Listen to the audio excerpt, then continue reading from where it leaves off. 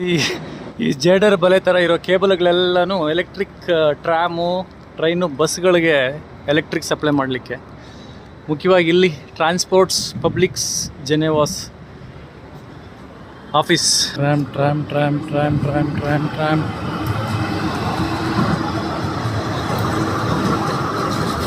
Geneva tram. Swiss ಜನ ಬೀದಿಗಳಲ್ಲೆಲ್ಲ ಹೀಗೆ ಕಾಣಿಸ್ತಾರೆ.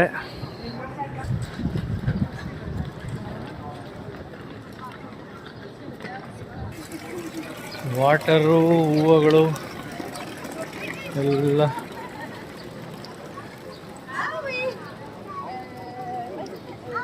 ಬಾಯ್ಸ್, ಒಂದು ಸ್ಯಾಂಡ್ವಿಚ್ಚು 10 ಫ್ರಾಂಕ್ಸ್, 1000 ರೂಪಾಯಿ. ಸೊ ಕಿಚನ್ ಚಿಕನ್ ನೈಸ್ ಇದೆ. How much? 18 euro means 18 euro means 1800 rupees.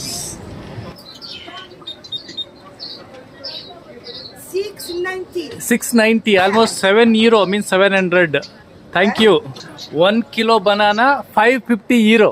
550.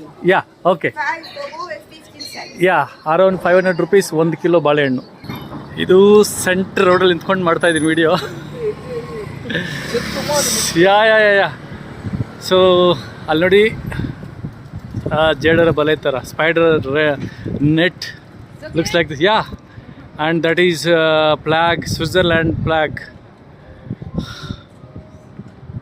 ಆಮೇಲೆ ಮುಖ್ಯವಾಗಿ what I want to say, UBS ಅಂದರೆ ಯುನೈಟೆಡ್ ಬ್ಯಾಂಕ್ ಆಫ್ ಸ್ವಿಟ್ಜರ್ಲ್ಯಾಂಡ್ ಅಂತ ಈ ಬಿಲ್ಡಿಂಗ್ ಇದೆಯಲ್ಲ, ಈ ಥರ.